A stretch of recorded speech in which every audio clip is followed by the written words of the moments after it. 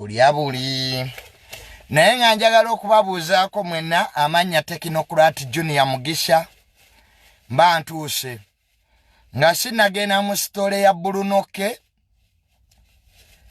kansooke malirize ebya Eviriniragu nebaza mwenna abazikiddeko Eviriniragu abagenzere mu muziika abamubeereddewo bannaffe tubeebaza nnyo ate nammwe abatasobodde kuziika Eviriniragu olulala mujja kusobola abantu mbategere ennaku zino emirimu mingi abaana badda ku masomero abamuli balwadde Abannayuganda njagala obategeeza ekintu kimu nti okuziika tekiba kya buwaze tebakaka bantu kuziika abasobola y'abagenda nina omuze gwendaba ennaku zino abantu mugenda okuziika ne mutandika okubuuza gundi aliwa gundi nga teyazze lwaki abayimbi tebazze lwaki abayimbi batono tebibakwatako omuze guno ngulaba gugenda gweyongera mugenda okuziika ne mutandika kunoonya ani ataliiwo gy'oli abaliwo gwe abawa baleese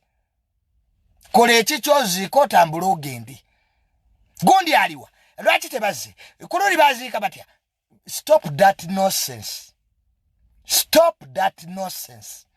bw'oba osazeewo ogenda kuziika gwe abaweetutte baba tebakukase ziika tambula deewuwo totandika kunoonya ani yazze n'ani yatazze eri attendance list si kiraasi sibayo abamu ennaku zino bamuziika kweraga oba muziika babalabe nti mwazze so ogwo omuze guyina okukoma omuze ogwokubiri gwendaba era ogukudde ejjembe gwendaba ennaku zino abantu abamu bwe mugenda ku maziika mufuge emimwa gyammwe mwasamayasama nnyo ebitazimba kwegamba okuziika ne kufuuka pate ne mutamiirira okwo wano mu kalica y'Abaganda omuntu waba afudde tesobola kufuuka pate n'ennaku zino otuuka ku kuziika ne weewuunya bali banwa mwenge bano bali mu kusala mazina bano bannange okwo kukungubaga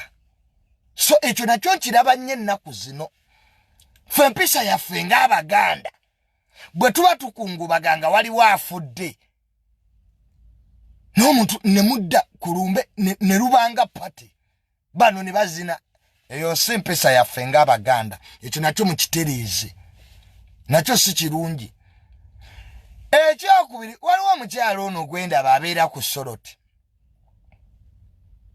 abeera kusula motors mukazi gw'oyitiridde ovuma abaziisi ate nga toziika nakangubi fulufiga toziika naye oyitiridde okuvuma abaziisi nakulabyeko wano ku Soroti sayo waliwo ekikazi wano ekitagwa ku maziika woba toziika sirika saagala muntu atagenze kuziika ate atandika okuvuma abagenzi okuziika nakangubi omuze ogwo gukomye tobulanga pulogulamu yammwe eya Soroti abantu tebagiraba goloza lwaki twalemera kuyaba akasuku ku Spark TV oloza lwaki tulaba Farida Nakazibwe abantu bagenze okuziika obaddako obavuma buli muntu abatasobodde kuziika bika ekimwakyo leka bagenze okuziika bagende baziike toziise oyogera ebitakwatagana so that you move your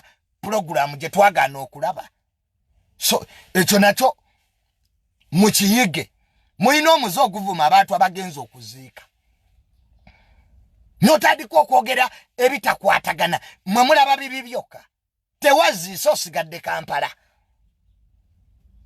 ate oliawo omanyiira ojereegerera abagenzi okuziika nakangubi tugjeeko olugezigezi fulufiga tugjeeko olugezigezi maye wetwala nnyo ow'ekitalo mbugwe togambwako nze naga nja kukugambako kalina kulabya oli ku Soroti mbukanakanako omutamiivu nakangubi neesonyiwa size yakujja mu lisiti y'abadivaiza twanoonya erinnya lyo mu badivaiza toliimundeka emirimu gye nnina sinze yajjeewa omanyi abantu abamwe mate mutadde mu linnya lya Junior mu bupulogulamu bwammwe obwa TV tebutambula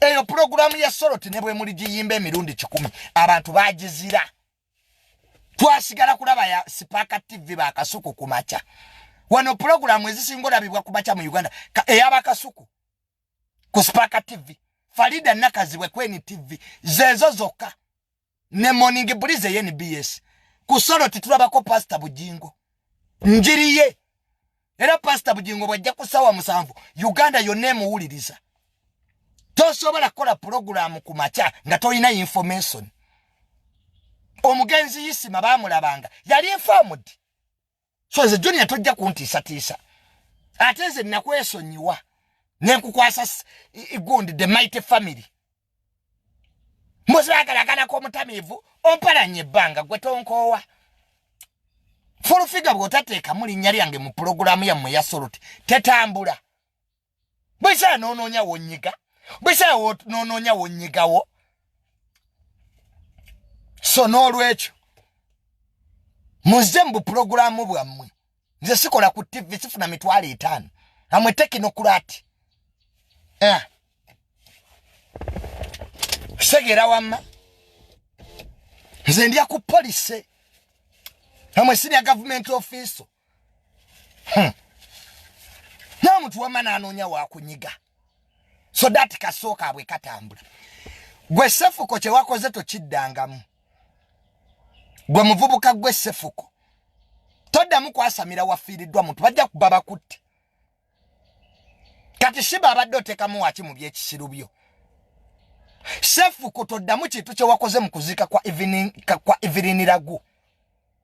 If you want to see that emotions are high, go to the body otandika okwekoza ebyo byekisiru bye wabadde weekoza sefuko. That should be the last time sefuko olyawo otamidde okutte shiba omutadde mu nosensiwo ne Nina Rose kasiga bakugulako omusango wagaye bali ebisiyaga oyina evidence sefuko oyina evidence lwaki mutamiriranga ku maziika byanammwe tugambe wakasoko kuno omwenge sefuko duli wabadde oliyita bbaala sefuko tujeeko obusiru wekozeekoze obusolosolo abantu eyafudde abadde nnyoko otugamba nga ewamuyamba ate abantu mukomye ekintu kino ekyokugendanga kubaziika ne mutandika okutubulya omufunza abadde amuyamba siriwalira muli omuntu afudde yeetaaga saala twate tukyayagalani abadde amubeererawo ne nze yagaba omusaayi nze yagaba omutima nze bannanga ebyo ne mubikolera ewaffe mmwe emboka egy'okuvuga mutujjeko obusiru muli bannamawanga mu Buganda ebyo tubikola omuntu afudde omufu yeetaaga respect namuwekoza obusolosolo you think it is funny. Stop bringing fun where it's not necessary. It is a comedy store. Nemujja kumaziika nemwekola nalabye omwana sefuko ayogera bitakwatagana eno bali mu kuziika muntu abantu banyolwa aba family bafiiriddwa omuntu waabwe sefuko bajja kukuba bakutte era ebyo bikolere ye waba evening ragu. People will cane you gwe yasaamirira natulidde omwana ono nengana omwana ono ng'atete yasoma ekyokubiri mukomye ebyobufuzi ku maziika naddala gwe wisdom kaye kati gwe wisdom kaye bye byekisiru wabadde oyogera byaki bakuwadde omuzindaalo yita taata wa evening ragu otandika ebyekisiru byo nenayo nange obugambo bubiri kaye mututami namugenda ne mukwata politics wammwe omuntu afudde gonoonya kazindaalo bane mukikomye mujje ebyobufuzi ku bafu b'abantu nane mutandika okuleeta bakuwadde omuzindaalo yita taata wa evening ragu kati kaye wabadde oyasaamirira ki mwagadde nnyo obuzindaalo nammwe so ebitebe mu bikomi mujje ebyobufuzi mu bafu b'abantu gwerinda nnyo kaafe oyite buli munnabyabufuzi ayogere natunuulidde mutabani wa evening ragu ennaku n'enkwata the boy is maama afudde kasajja katu tekamanyina kiddako biribiri eri byasaamiridde notulya kano kasefuko Baserebu mututamye kukufa. Nemujade muleta obuyisa bwammwe abantu bafiridwa nemu obuyisa bwammwe era temubusigazaayo.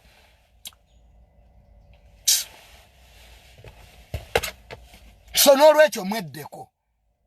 Mweddireko ddala.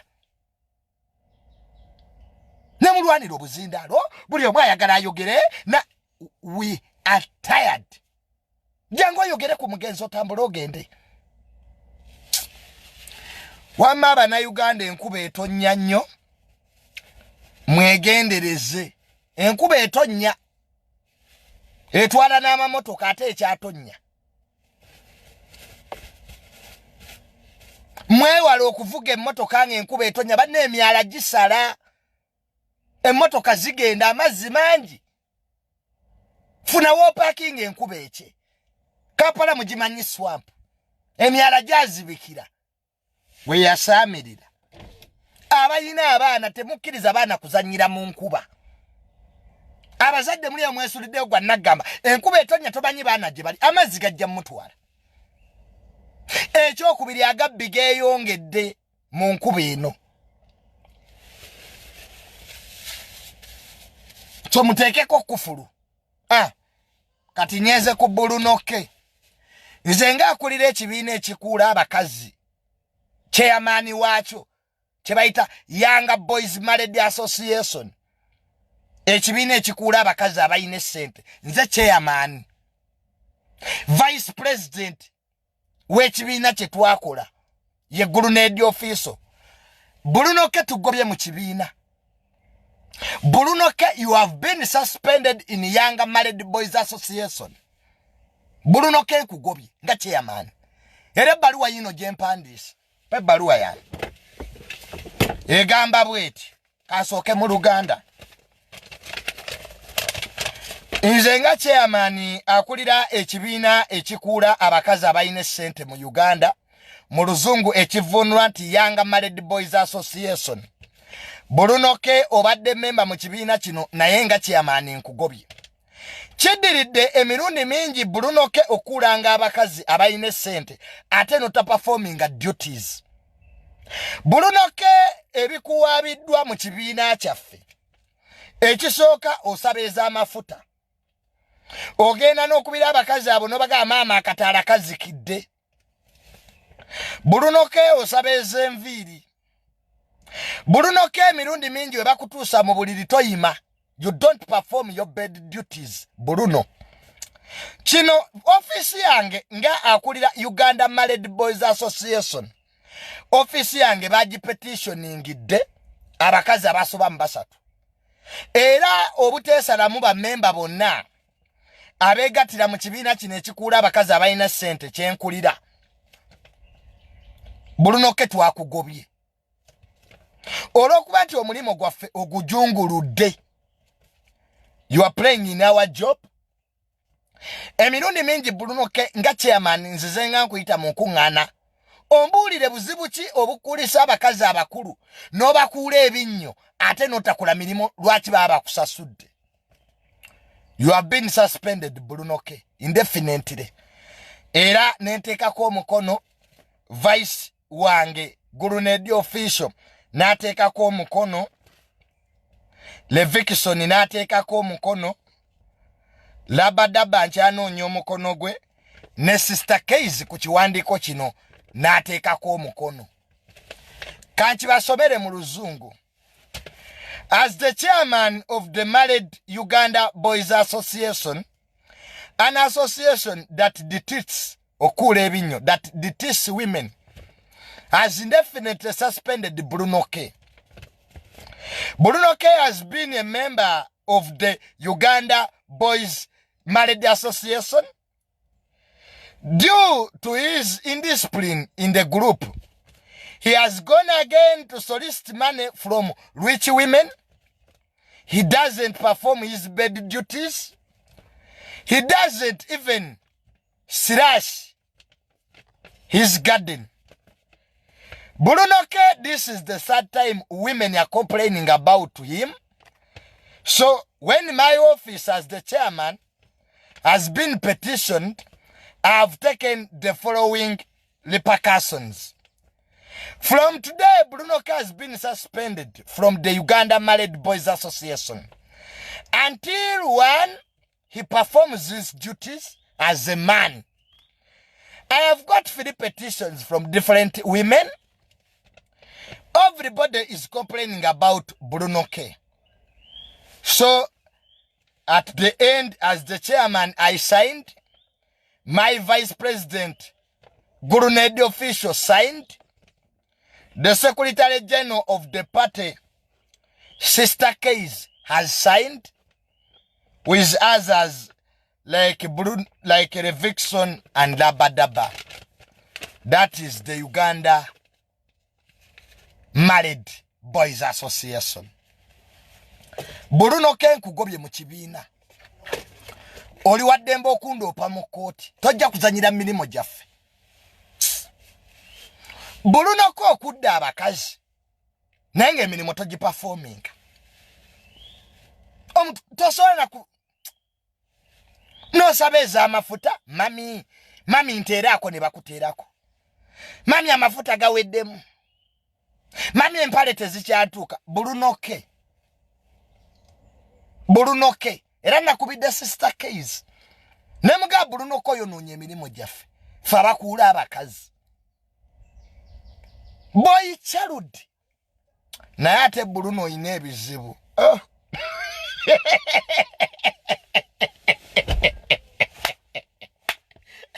My brother Bruno K. Boy child walaze nti eyina ebizibu. Oh. Bruno K mu audio yakabye ebizibu nga 7. Nemanya nti boy child eri matiga. Moto ya feri on rich women we live. Bruno K tomanyi moto ya association on rich women we survive. Ye moto yaffe. So nyenda kukuba olukuŋŋaana olw'abavubuka mwenna abakuula abakazi abayina essente. Nayise olukuŋŋaana ewange. So please attend in person to discussing ku nsonga za Bruno K. Now right now, Bruno K, you are suspended. Immediately, you can exercise your rights in courts of law. Twakugobye ne vice chairman wange Gurunedi. Bruno K oganye okuyiga obukodyo bw'okuula abakazi abayina essente. Gwe baakasukira ebintu mu nnyumba tewalaba nti I revived my tricks kati sigenda Dubai ne Donzera. Wano Gurunedi bamugoba ne bamutwala ne ku police lwakubba iPhone. Samuyita. Nemuga let us change tactics. So alaba ku Bruno K tumugobye mu kibiina. Kati simanyirwe nti Jona amujja. As the chairman of Uganda Married Boys Association, I have suspended Bruno K indefinitely. Tajja kuonoona mirimo gyaffe nga tulaba. Mala okubira ku ddagala asirwanga. Laba ensonga eno kyagyogerako. Munende mmala okubira ddagala asi. Ye Secretary General w'ekibiina. Abantu nga bafumbye wano. Naye obasanga mu kkubo beebuzaabuza. So all in all, ensonga za ekiwandiiko kitaddeyo ku social media kuliko signature yange neya Gurunedi vice chi dagala asinga takwata nkubire ku Sister Case. Sister Case gyali naye afumba. Boy child eri mu bizibu. Nagenda dewa Jenosale nentekayo proposal. Boy child. Bruno K ebizibu bye yakabye.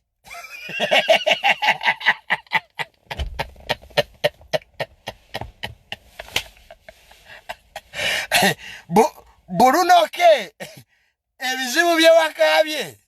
Mu butuufu government tukusaba President 7 ne General Muhozi ne Jenosale Musale proposals nabawe ez'okuyamba abavubuka abafumbiddwa bambye sente muziyise.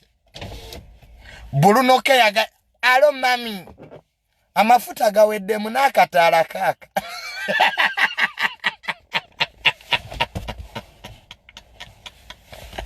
naye neba nange alingoba mu Uganda kamba buulire Uganda eno ne bwendifa nja kutula ku side y'abana Uganda bwentuukanga mu ggulu nja kunoonya tenti abana Uganda bwe munaaba kuba Uganda is a WhatsApp group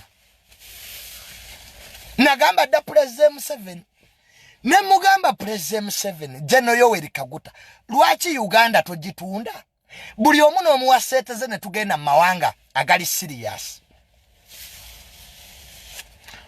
Bruno K n'osaba nandaweya ate ekibiina kyo wakiswaziza so mwenna abafumbirwa abakazi abakadde nze nga kyamaani wammwe tulina olukuŋŋaana tabamiruka ewange we discuss issues at stake that are facing the boy child Sister K alabika yeebase mu America obudde bwa kiro mu America obudde bwa kiro naye nga ngenda kuba ne Donzere Dubai ne Kalukasiita ne Fefe Busi nga 3 Oktoba mpaka nga 10 birthday ya Donzera okuva nga 3 Oktoba mpaka nga ki nga 10 ndi Dubai awo muninde muganda wange Barista Timon kubuuzaako nnyo Calvin Kayanja nkubuuzaako nnyo jo enchandi ne Jeno Kibedi wano twabadde ku TikTok awo ne Kabaata big up Kabaata ku TikTok okola omulimu gw'amaanyi nnyo so Bruno K my brother tukugobye mu kibiina ky'abakuula abakazi malokubira ku Shakibu mwami Rutaya ne Bruno lwaki tobujja bukodye wa Shakibu Shakibu nga afumbye Bruno K wagana okwebuuza ku Shakibu so byebyo naye nga twetondera abakazi mwenna abayina ssente Bruno K babadde akuula ate nga takola mirimu gya mu buliri mwagambye mbu tasobola kumala ddakiika 10 ng'ayimiridde n'ekikazi ekyo kyamanyidde Bruno K ne naawe Bruno K kati omukazi wali obunoonyaako ki ate Bruno ayagala nnyo ebikazi ebyeru ate nga bisava ekyo Bruno K kyenkumanyiiko sirabangayo muwala mutono bonna abakazi banene Bruno K ndooza naye alinga nze he wants big women okay Bruno K tukusabire but you are now suspended from the group of Young Boys Association ekibiina ekikuula abakazi abayina essente mwendi chairman tumugobye Junior yogera kaye wisdom atontabula tombuli byakaye wano namugoba oyo kumanyira bise mumbuza kaye temumanyi page ye namugoba lwa kumanyira saa kumanyira wadde kaye gwe wali senga wange nga nkyafumba safumbe watashanga gwe wisdom gwe senga wange nekale wadde bambi wisdom nakivumye naye kyambeererawo kwanza jjukira ebiseera ebyo nga nkyafumbe watasha kikaye kye kyali kisenga kyange ngera kijja ne kinnambula mu bufumbo naye wadde era nakivumye tujja kuddawo kaye sigwe wali my aunt in marriage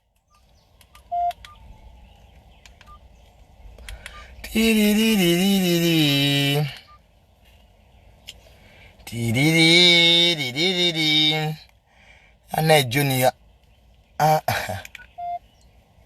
oba Junior ani ali nsonyiwa nza n'okufa n'embulwa abaziisi Kwa Junior nange nzira kauninga oba mu Uganda munani ali nsonyiwa. Kubanga baba yo violence gyentandika ya kika kya waggulu. Violence Junior gyentandika. Kaye yali senga wange ngafumbe wattasha. Teyajjanga nannambula. Ngawoza kimu Junior guma obufumbo bwe butyo. Namulindwa ye senga wa Kaize mbufumbo. Oyo namulindwe yali kubukedde. Tebabera ne Kaize. Ono ye senga wawe. Bruno K wagana okufuna senga wo mbufumbo. Nali manyike wafuna Farida. Ona afumba. Naye mama no saba ne fees apokepu.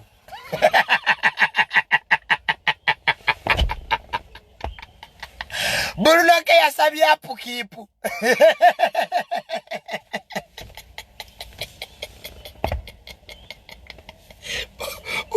Oui. Mwe Bruno K yagambye mami ka apokepu kawedde awe nazirikidde. Naba abavubuka tukole. Nebami Bruno K yagenze nasaba apokepu. Nawulidde nga njagalo nasese. Nebambi Bruno K mwamulabisiza nnyo. Ekyapukipu kyo mwandikirese. Naye nabadde ndi mu sipasi yange etayita mu masasi. Ngampuliza ka audio ka Bruno naye nabwatuse nenseka. Nze ku kyapukipu. Olaba nze chairman w'abakuuzi. Badutising women nenze sabanga kwa apukipu. Bruno K wali watalika dano saba apukipu.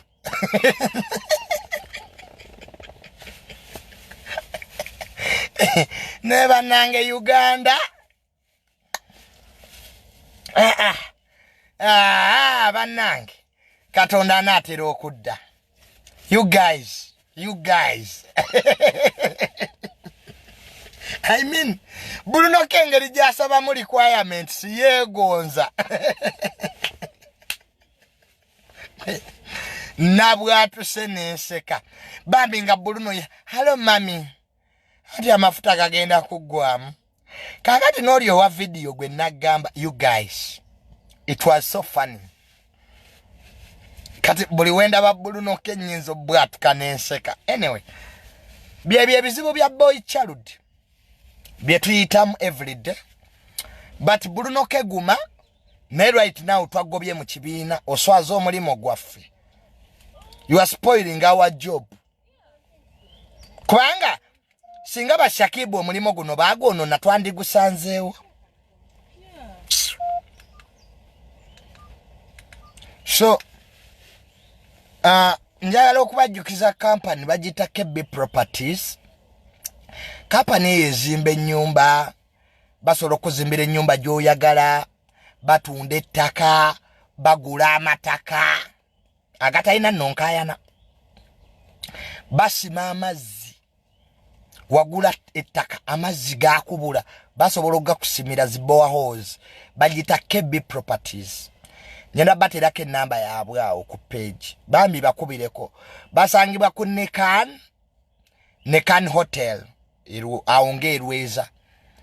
Ndowooza oluguudo olwo baluyita oluliko Nekan Hotel. Just opposite Nekan Hotel ku kizimbe okuli Wave Supermarket. Bagita KB Properties. So oyagala nyumba, bazimba amayumba abo. Joyagala basobola jjo kuzimbira batunda amataka. So you can try them. Nyenda kuterako ennamba yaabwe okwo. KB Properties bantu balungi. Banange byebyo amanya asigadde Technocrat Junior. Yes, Katare Road. Bagita Katare Road. So we wali offices zaabwe Katare Road. Olaba wotuka ku Nekani bwoti. Waliwawe ekizimbe just opposite Nekani kwe kuli Wave Supermarket. Bagita KB Properties. So I'm going to give them I'm going to give you their number, Omanyolu English. Nalo sirwangu kale nenga mwebale kumpuliriza Junior Daddy wonga aboze abeerako njamu baleetere enkya Daddy njamu baleetere enkya sirero I love you Junior I love you too esimu yange eri yazzeeko bambi musobola okunkubirako my fans my followers okitegeera Junior let KB Properties design for me a plan of 4 bedrooms with a garage. Yagala plan. Kale. Nyenda kuteka ke namba yabwe abo aba KB Properties obakubireko obagambe bakubire plan nga bogambye ya nyumba yabisenge bina. Kale no problem. Nenga bwentyo mbadde Technocrat Junior Mugisha. Full figure nesonyiwa. Nakulabye ku soloti ngomanyira nesonyiwa full figure. Nze nawumula ebintu by'entalo. Sinze yakuba listinga tolimo mu bwa advisor. Gende wawo na debo minister Babalanda na mukwano gwange. Sikola ministry ya presidency. So baba akuba listinga tolimo it's all my business. Nze nkola mutaka. Emirimo gye nina sinze yajewa. Atera nga bajimpa sazijja wo manyo manyira nnyo abantu. Nze nakangubi nakwesirikirira. Ojja kumaliriza era weetonzo ogwokubiri. Ate amanyi ennaku zino nga nina mangi. Wagamba nkwatira minisita nsawo. Nga nnyirira. Gwa advisor abeera mu garage. Owoza nina woofiisi eriwa. Chokolanga ne pastor Bujingo naye yeteekako bikoli mu byabwere. Eyo programu ya bafulu figure yagana okutunda. Toza akola morning show nga toli informed. Towa twasigala ye wa bakasuku ku Spark TV. Bakasuku we bagwa sawa satu gatugende wa Farida nakazibwe kweni TV. Ze programu biri ezisinga okulabibwa wano mu Uganda kumacha. Mpoze ogateke ya kamagu. Ogateke ne ya CBS. Ya CBS yali nunyi ne bagiteka mukabampane mungi. Abana loti bachajiraba. Kaladi mukwano. Eyo programu yabwe yandi nyumye. Eya soroti. Neba akwata social media mainstream tosola jifuula Facebook. Junior nga bwenkola live ku Facebook ate si bwenzikola ku TikTok. Yali audience ndala. Ate ku YouTube mba serious. Kwa YouTube egenda mu nsi yonna. So n'olwekyo nakangubi tonneesibaako ompalanye ondeetedde amayembe nja sibeereyo kusula moto gye mubeera sibayi lwaki ongatta mu mboozi zo mbu pulogulaamu yammwe etambule oba lwaki bwe mutagatta nze cascrop nze ro material bwe mutangatta mu biboozi byammwe solo titebeerawo na every time kala komutamifu like why Onfuyidde mindio ndetedde amayembe sigwa nakulema. Ebinene bisingana enjovu tasibaki. Bagamba batya olugero lw'Oluganda. Hey. Bagamba batya ebinene bisingana. Ndwerabidde. Nze nyirira mbeera mwange sizunga. Nze bali bampita mbu bampe sibanya Junior twagala tukuwesho ku TV nze nkola ku TV nze Junior kyazuke sawe 3 nze tule mu jamu nze nze Junior nze mbonkere ku TV nze ati gaga no gakuba ono Chief Justice hello sir hello yes sir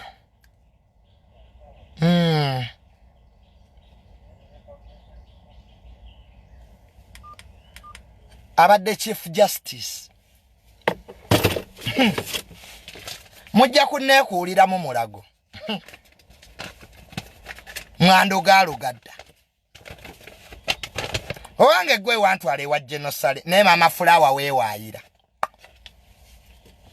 nyenda kuddayo wa genosale fulu figa na kati jangu ntwale mwesi bakubagenda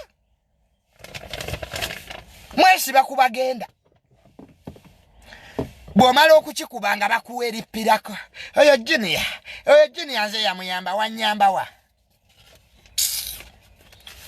lwaki temweyamba ndaba mwenna muli bubi aliwo ayina essente nze nkyakola omulimu gwa 1.7 nze his excellence n'awampa obwa advisor sibukola junior ntula ku ministry nenefunire miliyoni zange 10 ewiiki waliyo wano ministry esinga ebyettaka essente you deal with transactions every day people buying land right now so n'olwekyo maama fulawa tonesibaako mwagamba dda oyo junior ajja kugwa nze ngwanze nze mutabani w'abalungi ababiri nze yasala lwera nze zijje zindye maama mutabani wa Florence ndibanda baki nene mutwesibako ne mutukuba amabeere bwe mutateeka mulinnya junior program tetambula anti nze kaskulop nzero matiriyo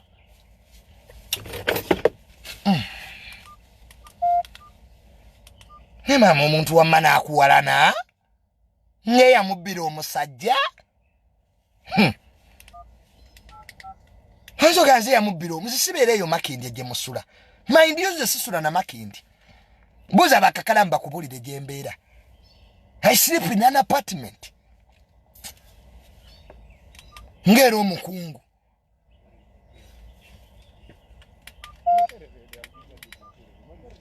mwana mwa abanoonya gye lyatwale wa jenemoke gye lyatwale wa genosale simu abanoonya simu abazungire wange ate nja bayire enkali gye lyatwale wato ni genosijja nzani yantwalayo